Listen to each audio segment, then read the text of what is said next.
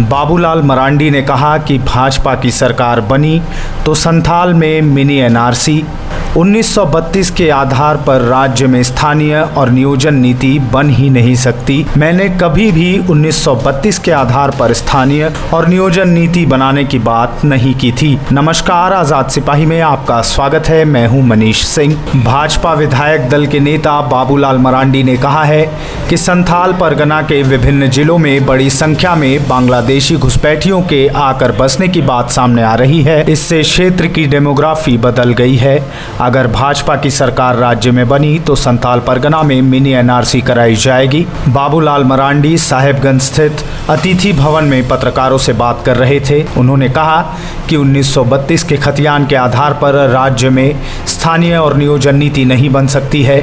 सत्ताधारी दल के नेता लोगों को बरगलाने के लिए यह शिगुफा छोड़ रहे हैं। पूर्व मुख्यमंत्री ने कहा कि उन्होंने अपने मुख्यमंत्रित्व काल में कभी भी 1932 के खतियान के आधार पर स्थानीय और नियोजन नीति की बात नहीं की थी। कुछ लोगों ने अफवाह उड़ा दी और अन्य लोगों ने बिना कुछ जाने समझे उस पर विश्वास कर लिया।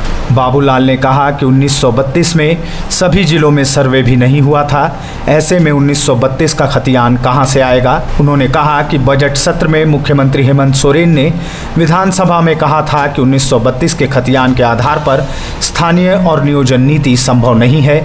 ऐसे में 6 माह बाद ही यह संभव कैसे हो गया। उन्होंने कहा कि हेमंत सोरेन को लग रहा है कि सत्ता में उनके दिन पूरे हो चुके हैं, इसलिए राजनीतिक लाभ के लिए इस तरह की बयानबाजी कर रहे हैं।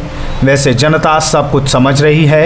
उन्होंने कहा कि रंग गुलाल खेलने वालों को लग रहा है कि 3 साल तक जनता को बेवकूफ़ बना लिया, अब आगे भी बनाएंगे, इससे वे खुश हैं। हेमंत सोरेन की विधायकी संबंधी सवाल पर उन्होंने कहा, भाजपा कहाँ कुछ कर रही है। मुख्यमंत्री को लग रहा है कि उन्होंने खदान, जमीन आदि लेकर गलती की है, सो सदस्यता जाएगी, इसलिए इधर उधर भाग दौड़ कर रहे हैं। ईडी की कार्रवाई के बाद पत्थर कारोबार के प्रभावित होने संबंधी सवाल पर उन्होंने कहा कि वर्तमान सरकार लोगों को रोजगार देना ही नहीं चाहती है।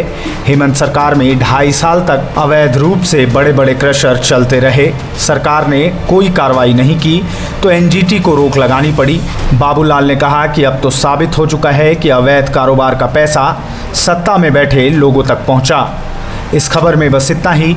आगे की और भी खबरों को जानने के लिए देखते रहिए आज़ाद सिपाही।